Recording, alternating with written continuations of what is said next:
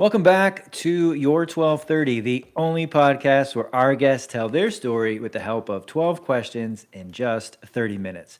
I'm your host, Mike Salitro, and today we are joined by Evelien Kong.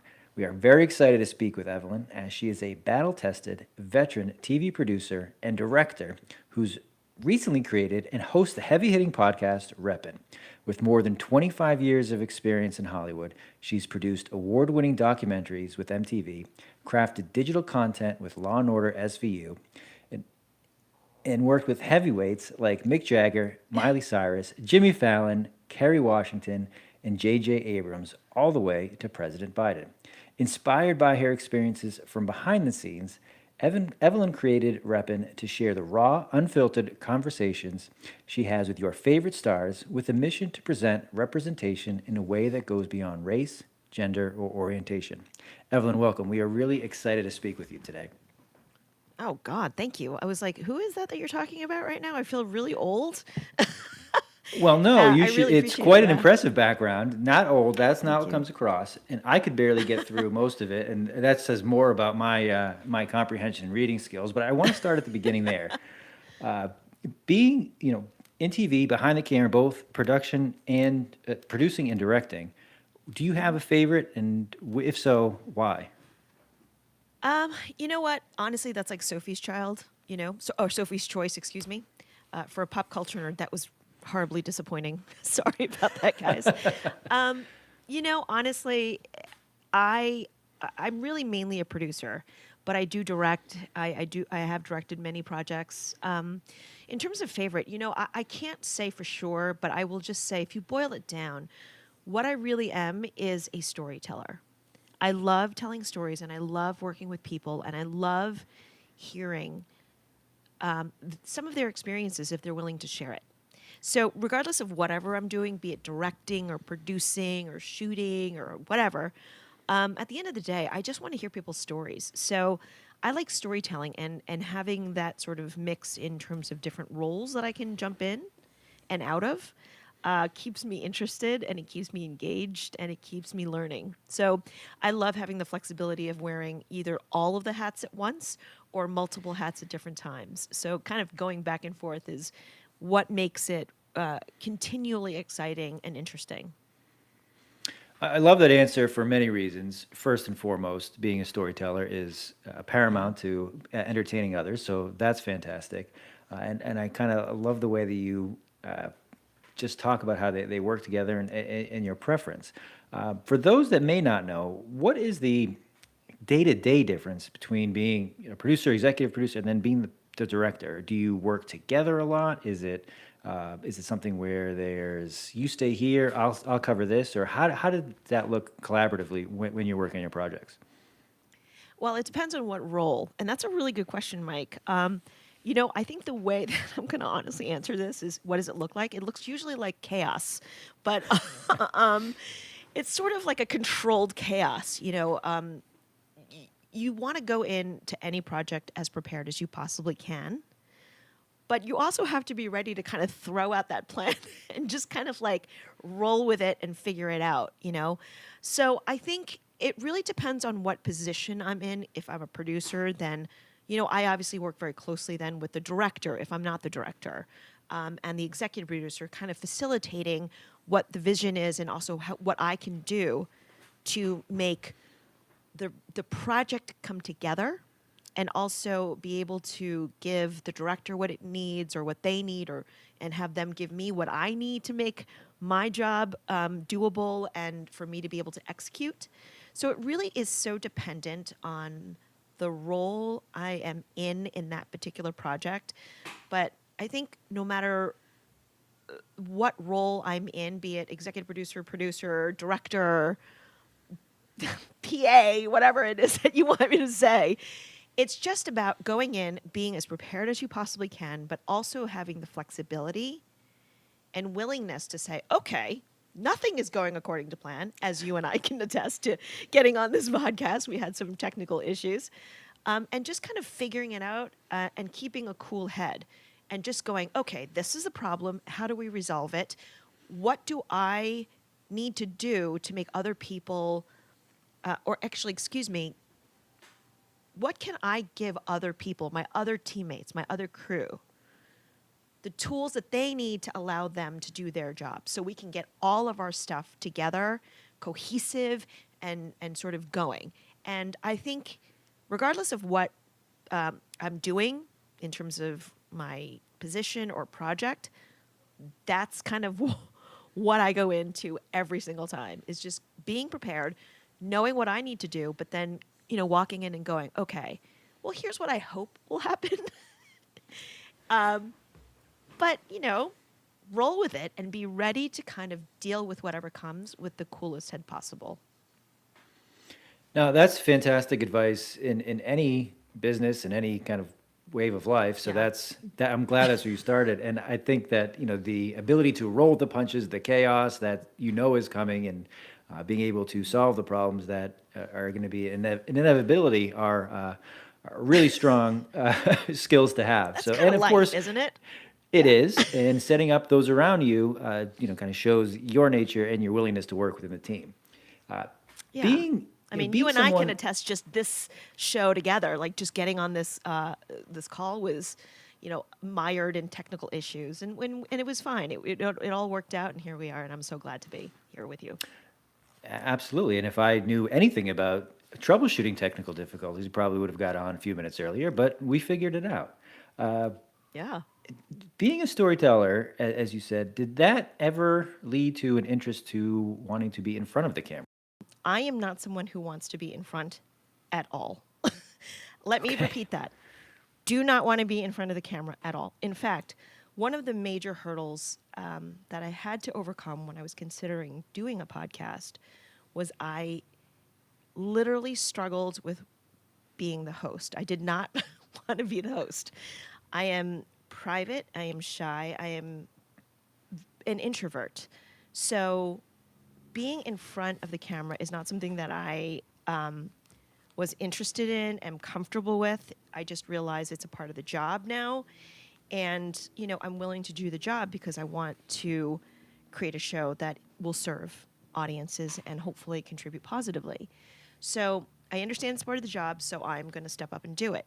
But no, I'm not one of those people that have any interest in being in the spotlight. I love being behind the scenes. I love the creative process. And I'm happy when I'm done with work. I give it 1,000%. I love my job. But at the end of the day, I also love going home and just sort of, running around with my dog and being anonymous and talking to my friends that I've known since, kindergarten that don't own televisions. So I kind of love kind of having that balance and that separation. And I think that's why we clicked when we originally spoke, because I would describe myself the same way, private, shy, and an introvert. I just found it a lot easier to be on this side, the interviewer seat, than the guest side. So thank you very much for joining us, and not not letting that stop you from doing so. Thank you. Yeah, thanks for having me. I'm also awkward, but you're not. So, we'll get into that next I time. just hide it better so far. That's all we'll Oh, say. okay. Well, and this will go into an awkward transition. Yeah. Yeah. Having the Perfect. awkwardness and meeting some humongous stars as I stumbled through in your bio. Did you have that welcome to Hollywood moment of, or this is real, or I can't let them know what I'm thinking right now? Has that ever happened to you, or are you always cool under the pressure? Well, I appreciate that so much, but don't forget, I've been in this business for 20 something years. So if I'm still having moments like that, where it's just, overwhelming, then I'm doing something really wrong. But look, make no mistake, I don't take any of the opportunities that I've had for granted. But certainly, at the very start of my career, it was, very much about the celebrity factor in entertainment and in my job. But, I don't think I would have lasted as long as I would have if I didn't truly sort of have a moment in my career at some point where I stepped back and I said, well, look, I'm doing this because I love the creative process. I'm doing this because I'm a glorified couch potato, truly, that's being able to get off the couch and do what I love to do and be a part of something that I love to be a part of. And hopefully, be a part of that experience that I'm getting when I'm on the couch. But yeah, certainly when I started, I started at 19. I definitely had moments like that. But, after a while, you become not used to it. I mean, it's not lost on me. Like, whoa, if Mick Jagger is like standing in front of me, I'm sort of like, holy shit. It's Mick Jagger. And there's reverence there, and it's sort of like, this is insane because, I am someone who hid under the tables for the first 8 years of my life. That's how shy I was. This sort of small Asian girl with a bowl cut, the rite of passage for any Asian. And I'm standing and talking to Mick Jagger. So, there are moments like that still make me kind of giggle, and I certainly appreciate these opportunities. I mean, they're incredible moments. But at the end of the day, I still am fully aware of why I'm doing the job that I'm doing. It's because I love the creative process. I love telling stories, and I want to be able to continue doing that. I think that's important to remember that, and also the visual you paint of being under the table with said bowl cut to meeting Mick Jagger, very descriptive. And Yeah. if you ever write a book, that you can kind of work that way in as the title. I love that. Bowl cut? Yeah, I like that. From bowl cut to Mick Jagger or something along those lines. That's- I too had a that's bowl deep. cut in the '90s, so I share Oh, that really? with you as well. I'm going to just keep drawing. Did the you have like the parallels. rat tail? That I never had. Did you have the rat tail? Oh, okay. No. Yeah, that was. That's actually in the good. moment. I knew that was a bad idea, so I stayed away from that. Smart. Unfortunately, I dated guys that did not have that epiphany. So, yeah, that's another podcast, Mike. Yes, we will not get into that today, but we'll make note of it and move on. Got it. Part Yes. of your credits mention SVU. My wife is one of the thousands of fans out there. She watches religiously, so I promised her that I would ask at least one question. Okay. Is there a story that comes to mind when you think of working on that show, or that you'll tell your friends, or that is appropriate to tell today? Regarding what? Law and Order SVU, either working on the show, Sure. any interaction okay. with. Okay.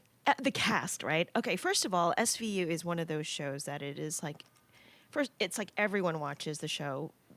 And if you watch one, it's like a potato chip. You can't just have one. You lose Exactly. like 10 hours of your day watching. And it's a great show. It's a fantastic show, and it's a strong show. I will say this. They are one of the best casts and crews that I have ever worked with. They work their faces off. And I will, tell you that the entire cast, each one of them, are so kind, and they're so great, and they're all so, like, just lovely human beings. Everyone from Mariska down to Ice to Peter Scanavino, who plays Carisi, to Kelly Giddish, Danny Pino, who played Amaro, to Chris Maloney. I mean, I've known these guys for a while, and they're all truly lovely human beings that care so much, not just about the show, but also about people. They've always been wonderful and fun to work with, and they're just and they work so hard because those hours are. Any production is really tough, but when you're telling stories that take place at night or in these weird places, the conditions are not always favorable. And I could tell you that there was one shoot that I did with them, and I'm a native New Yorker. I'll try that again in English. I'm a native New Yorker, and I'm used to the cold and the seasons of New York. But there was one shoot, and I'll tell you the story. We were out in Brooklyn somewhere. I don't remember where we were, in this like abandoned warehouse, and I was so cold. I was like dying, so cold. And one of the makeup people, Dina, actually had an extra jacket, and she gave it to me, and I was like freezing.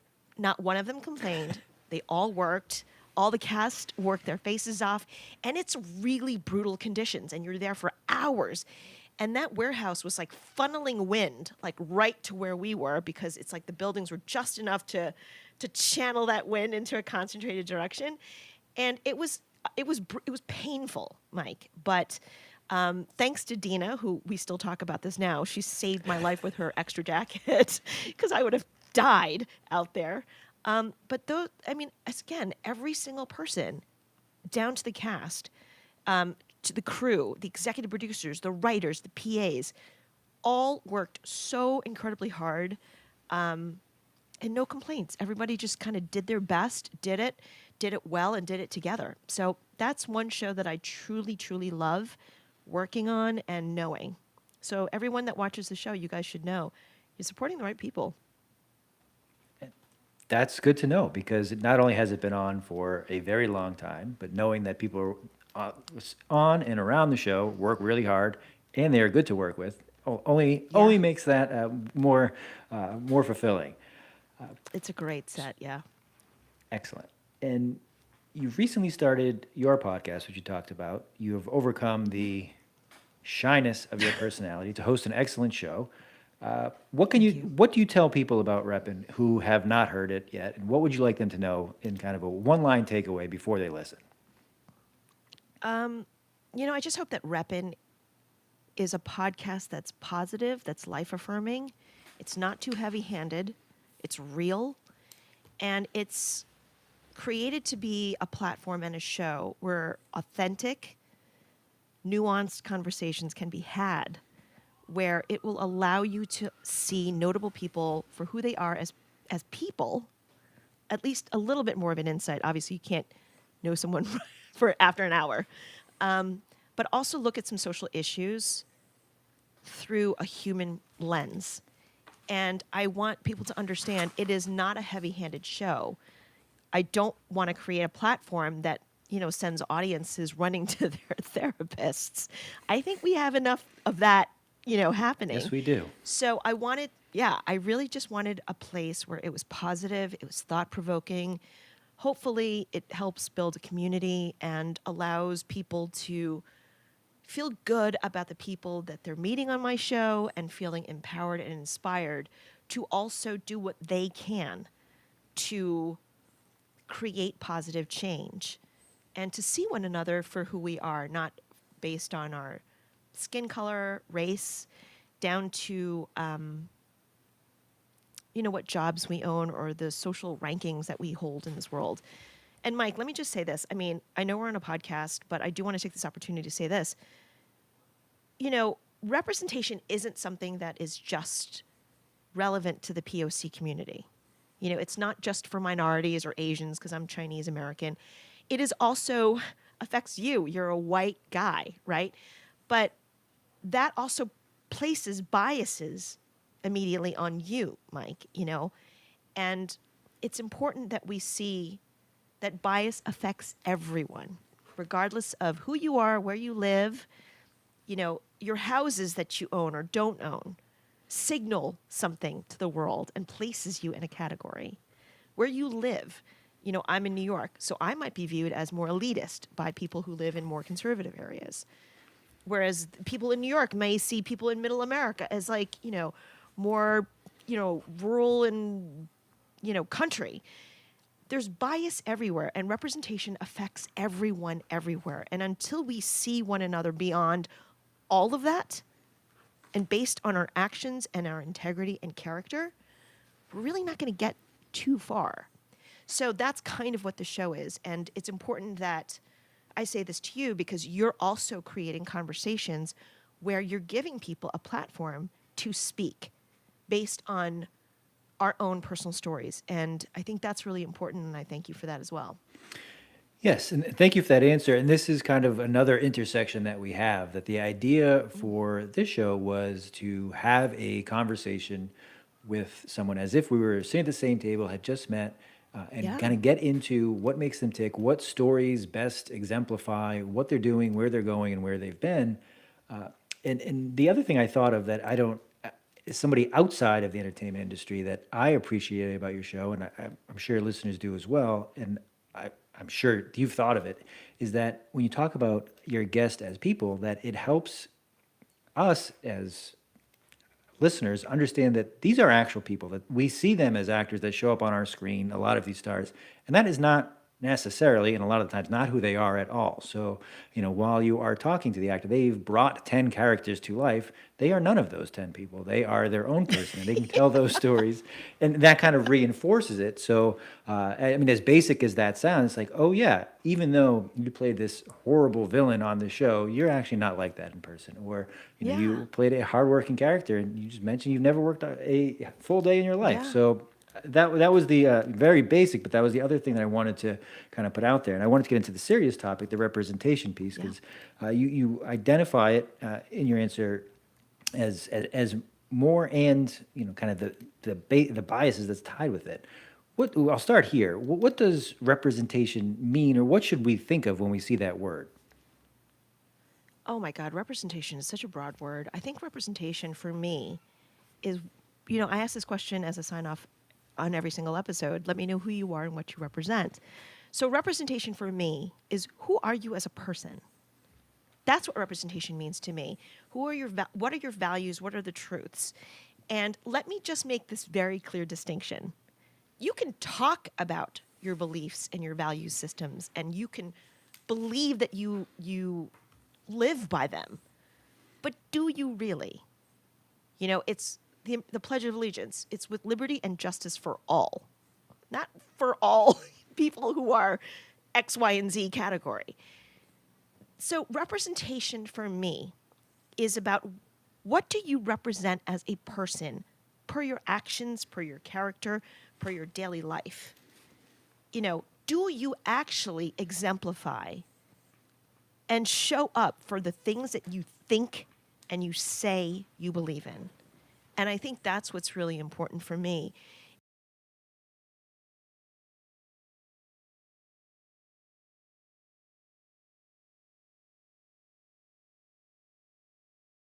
The guest on your show of these, this is more than just a character you see on your screen. These are the people. They Yeah. are extremely talented, and listen to all the things they can do. And also, I don't want to overlook the action piece of representation, that we can talk about, we can say, we can post on social media why or how we do these things, but our actions really not only back them up, they speak much louder than the things that we're saying there.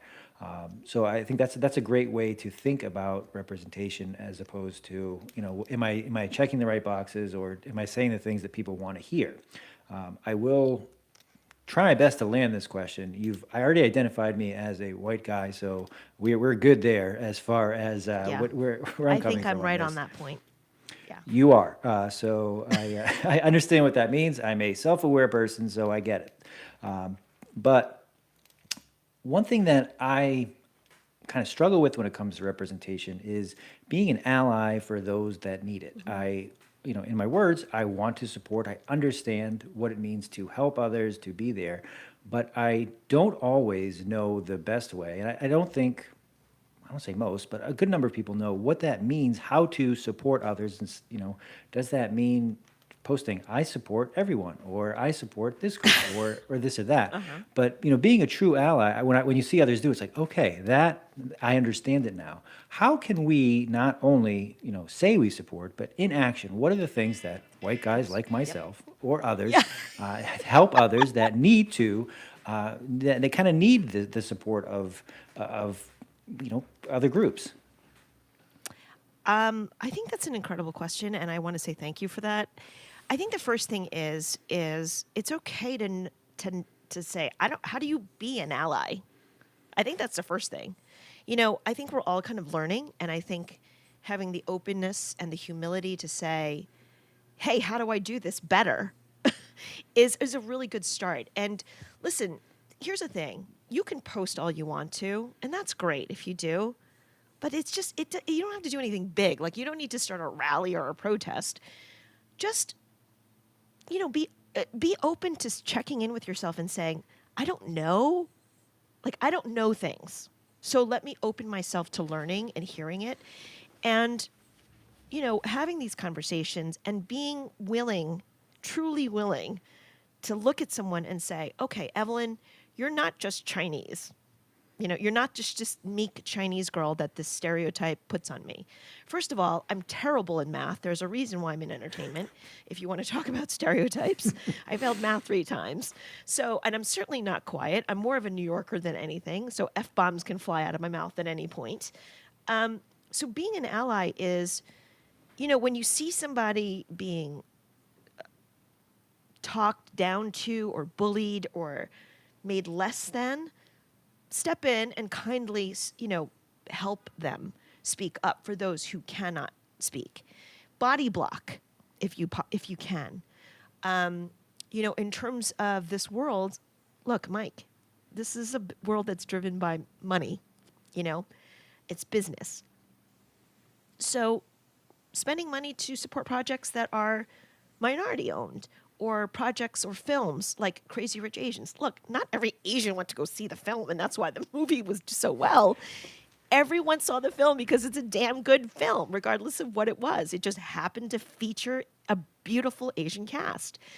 I think these are ways to support minorities, be it Asian, Latino, Black, gay, non-binary.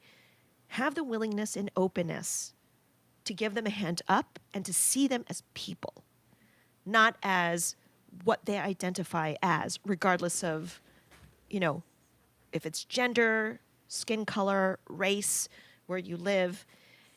Take the time to really get to know them and make sure to voice that, like, if your company doesn't have diversity, try to body block and make a path for someone who can fill that space. Now, I'm not saying you should just hire someone because they're Chinese or it ticks off a box. Obviously, they need to be qualified. But the talent pool is there. It's been there. They just need to be able to be looked at and considered. And I think that's the best way on a day-to-day basis that you can truly represent everyone. That's another fantastic answer, from the willingness and openness to support, understanding that it is not, it's individuals you are supporting as part of a larger group. It's not just, oh, this group does this well, or that's not helping anybody there. And then it's also not just doing something for the sake of doing it, or for, he'll have this box checked by having this person in the room, when really, we're not sure if this was, this was the right move, if this was a qualified voice, to kind of do it the right way. And then you talk about it very well, and thank you for sharing that, because it is helpful to hear it, to kind of make sense of the best way to be an ally and to help when, we say those things to make our actions kind of align with what we want to do. That said, we are coming up on... Oh, thank you. We are coming up on time somehow, so I do a great job of jumping around and having nonlinear conversations. So we've covered a decent ground of... Bring it, Mike. Is there Let's go. anything that I haven't asked you that I should have today, Evelyn? Honestly, I think I want to say, first and foremost, thank you so much for having this platform and for having me on here, and for having a real conversation about real things in life that matter. There's so many outlets out there, but what are we saying?